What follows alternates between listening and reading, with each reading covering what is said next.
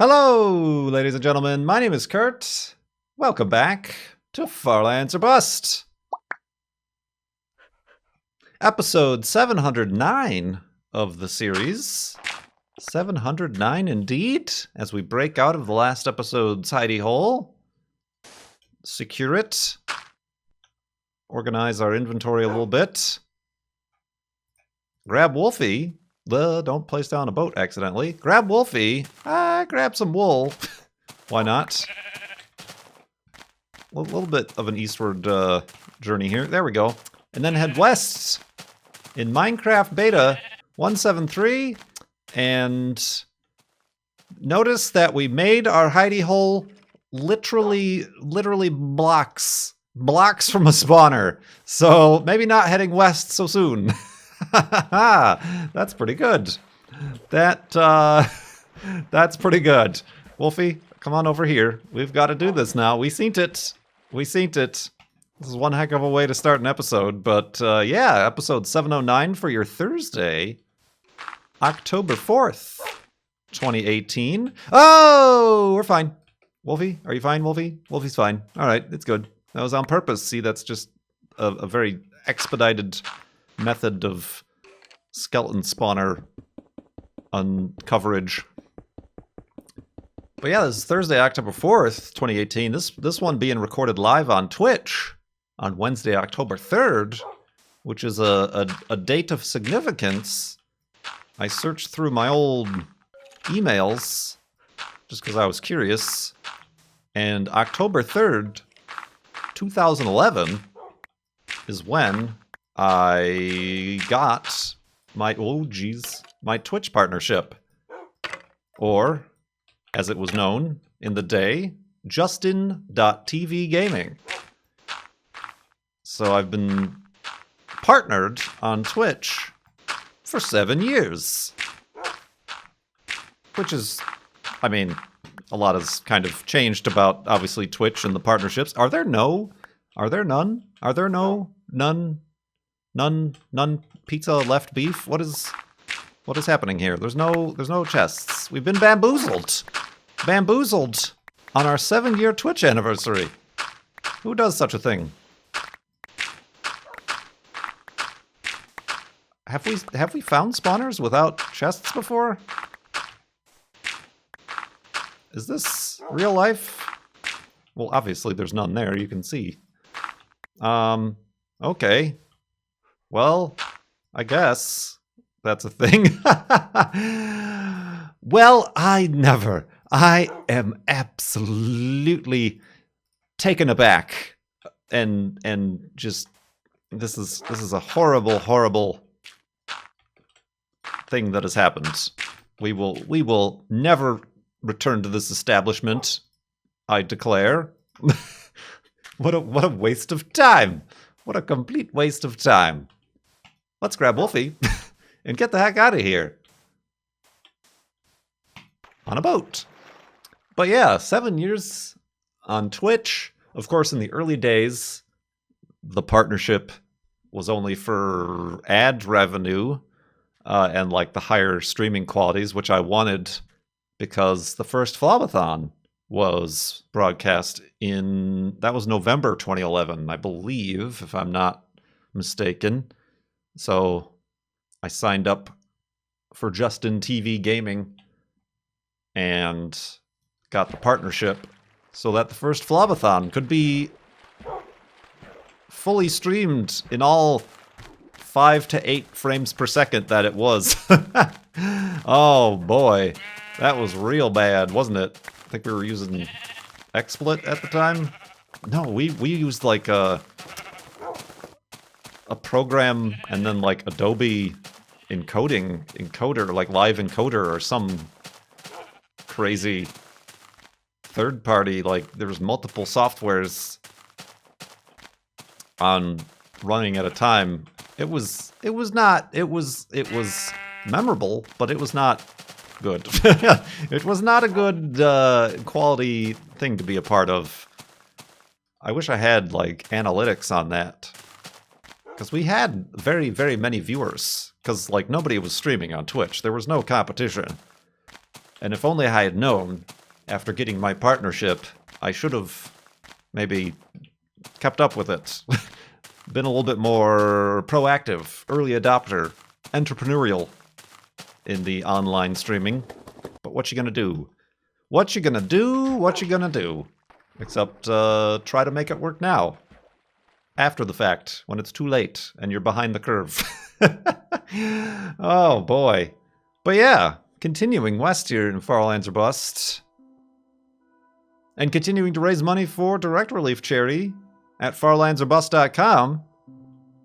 We're up to $18,183.81 raised for Direct Relief this season, Season 7. And thank you to everybody who continues to donate. Like I said, farlandsorbust.com. Keep doing that. And we'll keep walking. We will keep walking indeed. And by we, I mean me and Wolfie. And maybe sometimes, at least during one episode, another person from another dimension.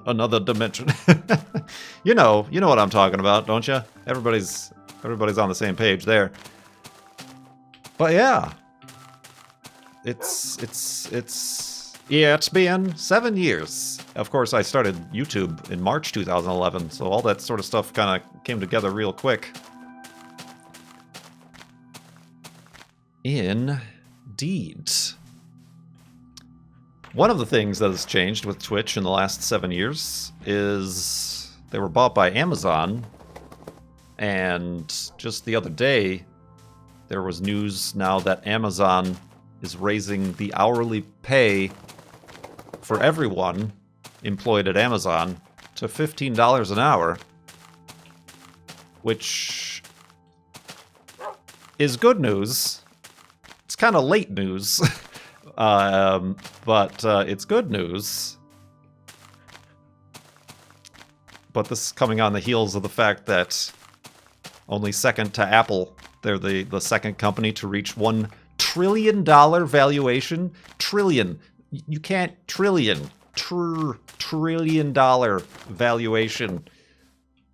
So then they've been, obviously, with Jeff Bezos being the richest person ever, getting a lot of backlash and criticism, rightly so, about how they treat particularly their warehouse workers. So now they're saying they're raising their minimum hourly wage to $15. However, I just saw, in order to do so, they are eliminating monthly bonuses and stock awards that employees have normally been getting based on performance. Because how else are they going to pay for those raises? What with $1 trillion in their seat cushions? So yeah, it's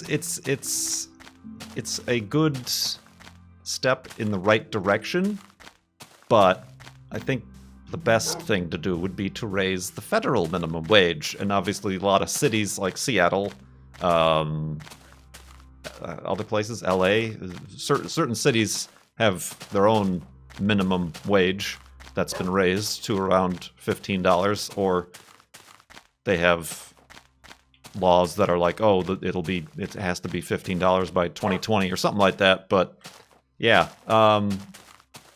it gets you thinking, doesn't it? Even as a Twitch streamer, clearly I'm not an Amazon employee, and none of us are.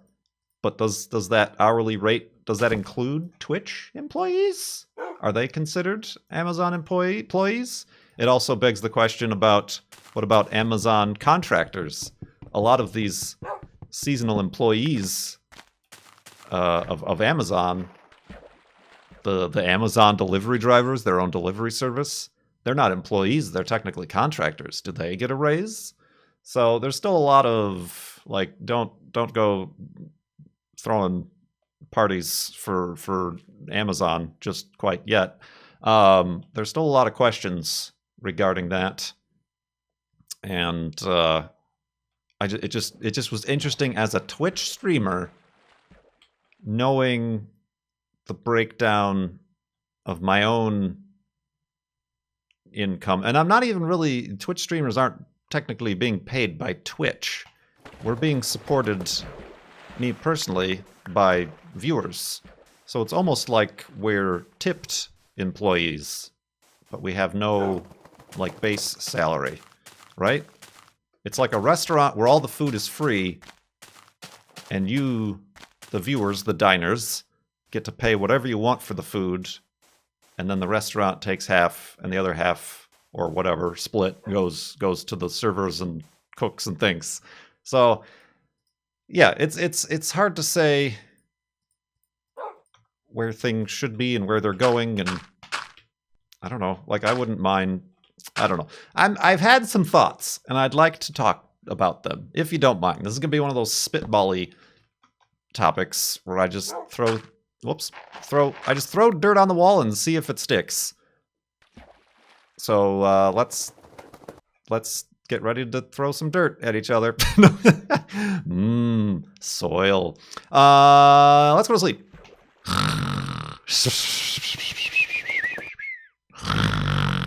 And awakeness. Woof. And continuing on this. Let's see here. I feel like Wolfie's tail is a little bit low. There we go. So yeah, obviously this is a fun job. To even call it a job, it's kind of crazy. So I never want to, especially because, like I said, all you folks are the ones who are supporting me and keeping me going month after month, and helping me live a life. I don't want to complain, and I'm not necessarily complaining. I'm just wondering, when the Creators Guild came out, it's not really a union or whatever, but it's kind of a representative conglomerate of internet creators. The Internet Creators Guild hasn't really seemed to make a lot of change. Then again, they've only been around a few years. But actually, what the heck is it? I haven't gotten anything from them in a while. Do they still exist? Whoops. Oh man. So yeah, the edit. I gotta edit that out. This is a family show, ladies and gentlemen. Calm down. But I don't want to say this because I know it's not the solution, but it's an idea. It's an idea. What if, let's just say, what if, as a content creator here on Twitch, the streams are the product that I'm providing.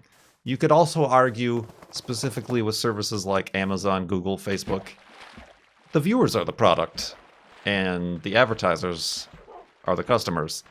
But eschewing that entirely, what if, as a streamer, a partnered streamer, whatever sort of certification you want to give to whoever has earned this,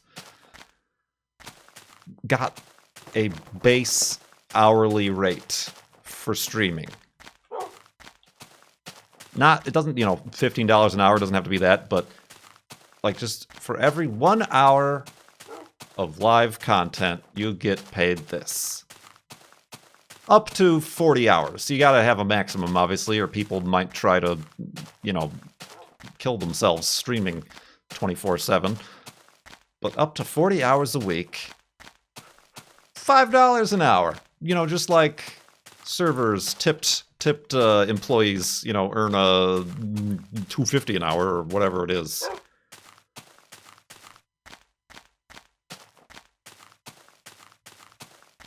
Clearly, Amazon can afford it. I'm not saying that that's going to put any strain on them. And sure, there are a lot of content creators, talking about Twitch exclusively here, who are really, really the big streamers, your Shrouds, your Ninjas, who are making $20,000, $30,000, $100,000 a month. The extra, what would that be? What would $5, 40, 800? Is that $800 a month? $800 a month if you streamed 40 hours a week. That would be mean no difference to them. It would mean no difference to them. But to me and to a lot of people I know, an extra $800, I don't want to say it would be life-changing, but it would be it would increase my security, and it would certainly motivate me to stream some more, right? It's weird. It's not at all the solution, and it's not at all something that I think is ever going to happen. True, there's also the problem of maybe what was I saying? I totally just fell off the train tracks here. Oh, of Amazon, you know, would that be an employee then? Would you have to treat them as employees? I don't know. Not really. There's this new bounty thing, you know, and that's honestly helped. But you can't do bounties, 40 hours of bounties a week. You know, you can't do that. I wouldn't sleep till noon. Sorry, I slept till noon today. Accidentally. Truly, it was an accident. I woke up and I'm like, it's got to be like 8 or 9 o'clock. Oh, it's noon. Oh, jeez. Oh, boy. Something, whew, that ain't right. But, yeah. And I see like, but that would be a lot of money. How many? There's like 14,000 or so full Twitch partners. $1 trillion. $1 trillion, Amazon.com. That would literally be nothing. But again, it's one of those messed up things. They want their value to be shown to their stockholders, not necessarily their employees.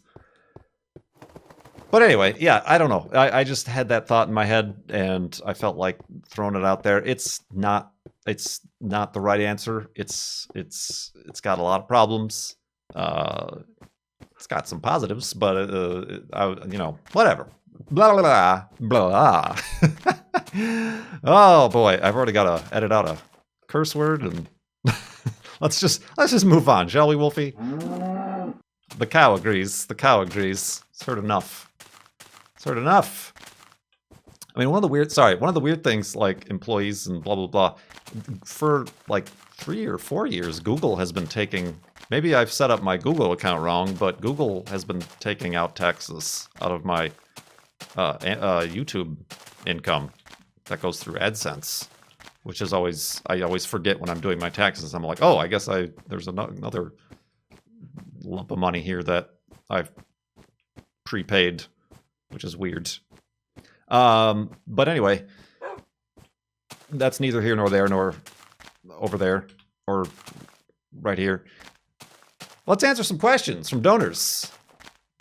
I know I would certainly donate a lot more to Direct Relief at farlandsofbus.com if I had an extra $800 a month in my pocket. Just saying. Just saying. Small Batch was very generous with a donation to Direct Relief just before we started recording. A little while back, you mentioned the blackberries in your area. What other berries do you like? I'm trying to think of a person named Barry, but I can't. So that joke has gone. Barry Manilow. I like the Manilow berry. I recently had kiwi berries for the first time. They are good. Kiwi berries. Are they related to kiwi? The fuzzy little tiny citrus fruit.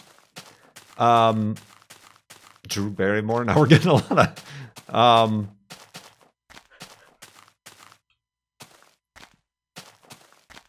I don't know. I'm not huge into berries, I guess.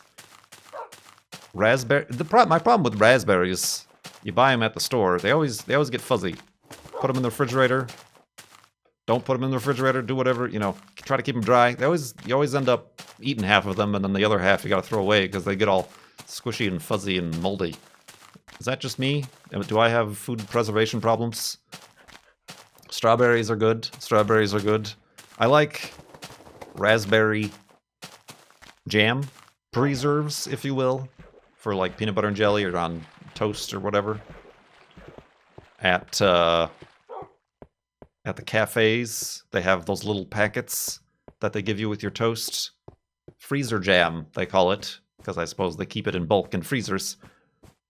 There's Marionberry? Is that a thing? Marionberry? Mixed berry? Boysenberry. There was some sort of very famous berry in the Portland area that was like, that area always made this kind of thing. It might have been Marionberry or some other berry.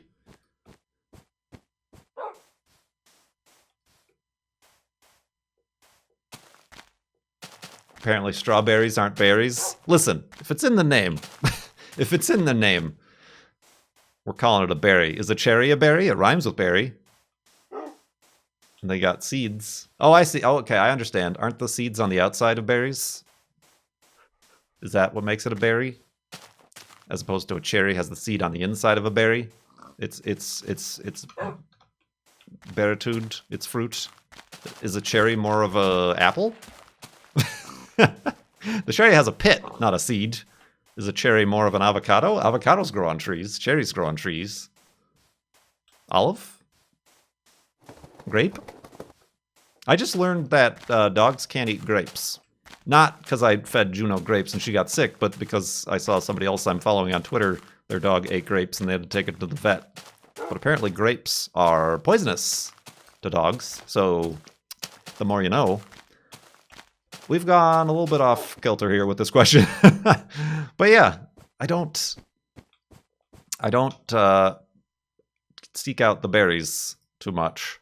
I put dried cranberries in my oatmeal in the morning because I'm an old man and I eat oatmeal in the morning with chia seeds, cranberries, and some mixed granola, almonds.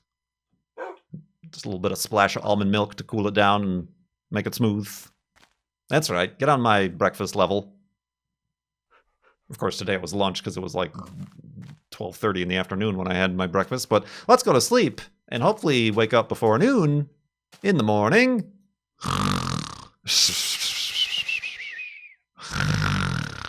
And a Barry Manilowsness. Barry Manilowsness. Murder. Ooh, that was a moist pig. Oh boy, look at that skeleton. Burning to death. He's already dead. He's a skeleton. Whoop. Let's see. This one, we got a question here from... Whoop, I don't want this. From Room Viking. What is your most bizarre talent? Well, people on the stream don't like it, but I pretty much can crack every joint in my body. Most surprisingly, my elbows.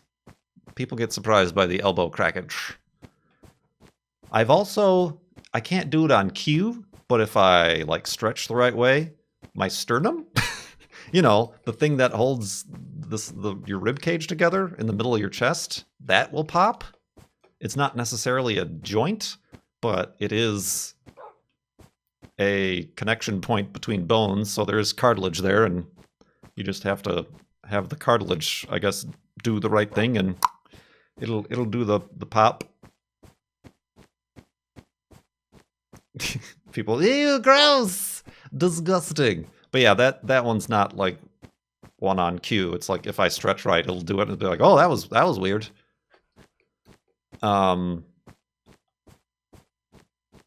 So yeah, I don't know if that's a talent or not. Just a freak of nature. I can... Oh, Wolfie, you messed me up. Do that. We'll do one of those jobbies. Remember those? That's not an uncommon one, to be able to do the water bloop with the mouth. Gah! It's a signal of too much carbon dioxide in the body. Well, you got to start fighting global warming then. And I'll have a healthier bone and joint system. Gotta reduce your carbon emissions. But yeah, no, I don't know that I have many talents. beside that? Bizarre. You specifically asked for a bizarre talent. It'll probably be the bone cracking thing. If it's something that makes people go, ugh. I'll call that bizarre. Ugh. It's gross. Disgusting. Xavier Penguin. When hiking, this is the question from Xavier Penguin. I'm not just like saying people's names randomly. When hiking with Juno, in the places you go, what do you think about? Do you often let your mind wander, or do you try not to think at all and relax in the surroundings you are given? I'm mostly thinking about, like, my energy level is like, I've sometimes taken on bigger hikes than I anticipate, and then I'm like, oh my god, I can't breathe. My legs are burning. I'm gonna die and collapse. I'm never gonna be able to make it back. I'll just take a break and eat a granola bar, and then keep going. I thought that was a spawner down there. It's just dirt. Am I? Oh, this is far too much wool. Now I suddenly have. So yeah, I don't know. I don't necessarily think about too much.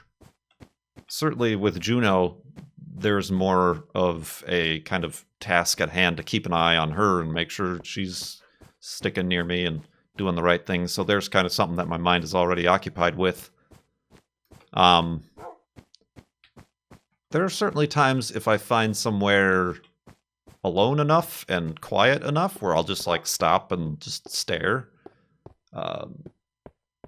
It's kind of one of the reasons I don't know if, like, I enjoy hiking with other people, but certainly hiking by yourself is a different and altogether differently satisfying experience. To be able to just sit and be sort of, not even sit, I'll just like stand and stare, listen to the trees. Listen to the trees, they speak to me. So yeah, no, I don't think about anything in particular. I mean, sometimes I think about like all the things I have to do. Maybe I shouldn't be hiking. You know, as any other anxious brain, it'll be like, hey, remember that thing 12 years ago that you did that was super embarrassing? Haha! Now you can't forget it. So there's a whole bunch of different things. So yeah, I don't necessarily go with any sort of premeditated meditation, if you will.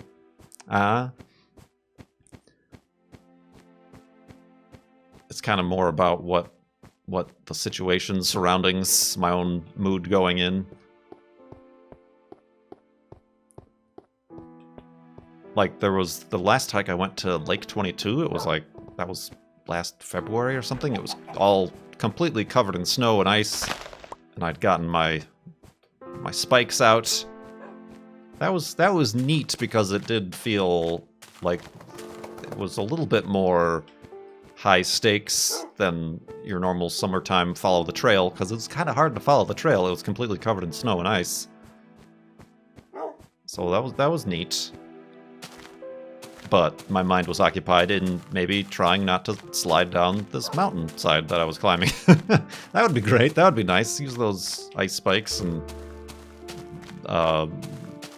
trekking poles to their advantage.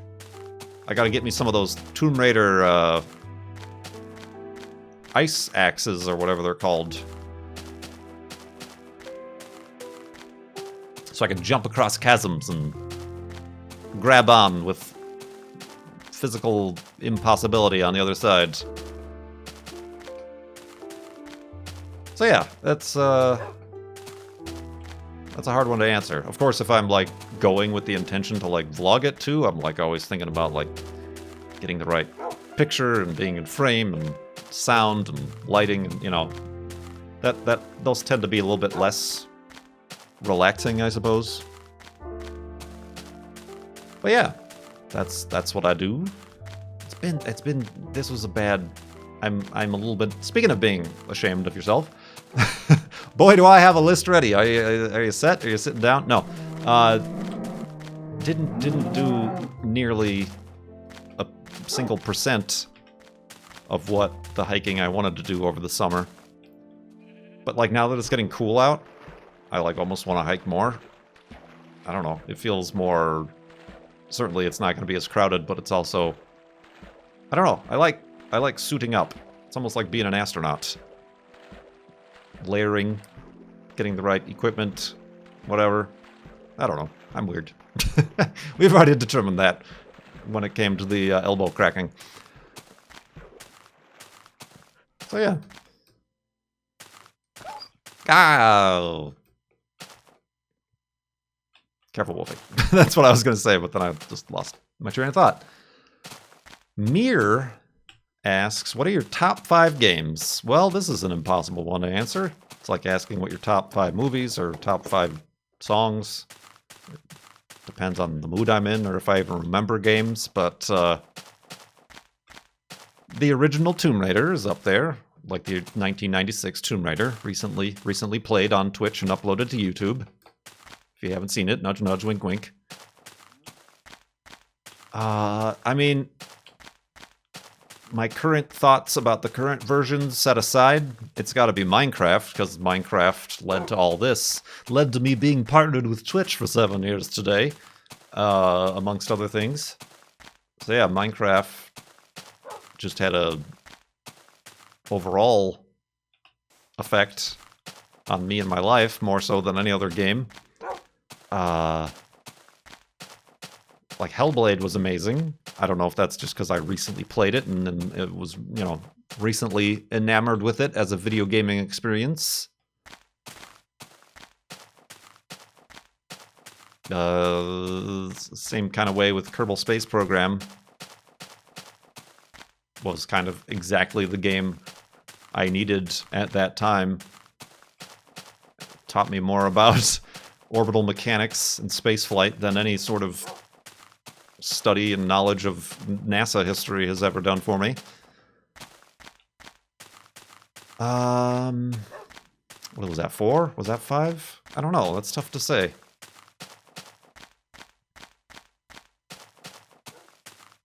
Like, I could even go far back as, like, I don't know, Destruction Derby 2 was, like, kind of really the first, like, racing game that, like,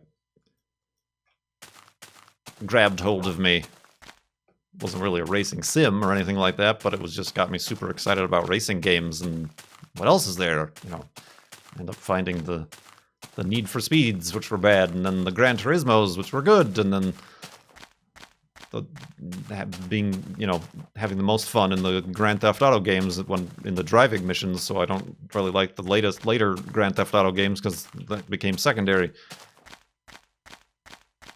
So yeah, I mean, there's a lot to unpack if you're asking what my top 5 games are.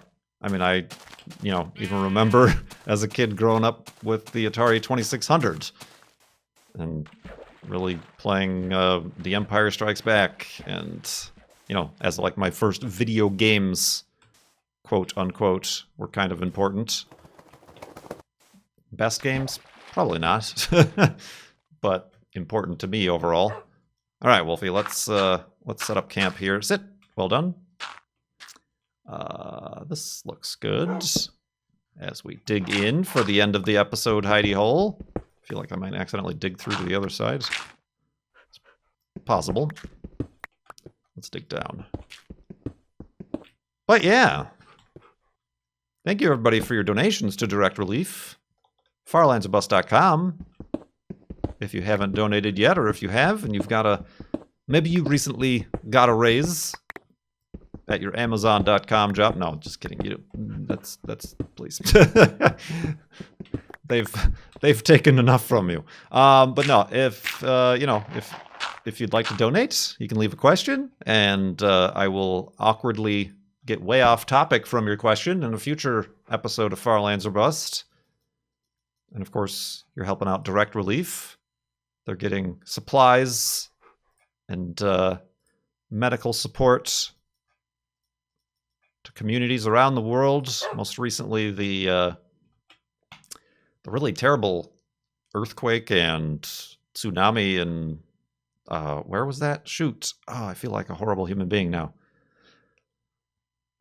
I'm waiting for my chat to tell me where it was.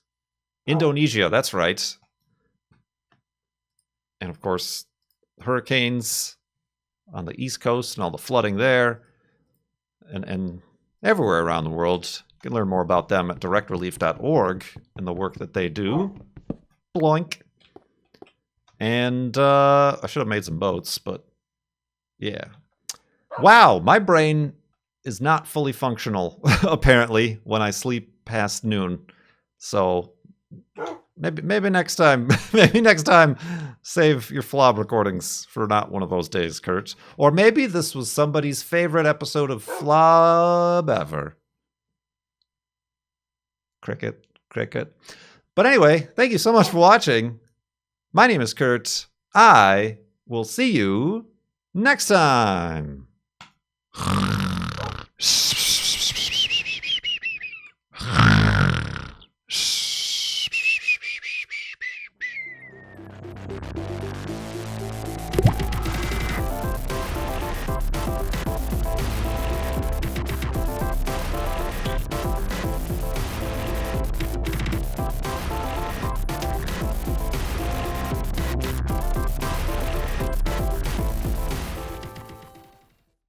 Blah, blah, blah, blah.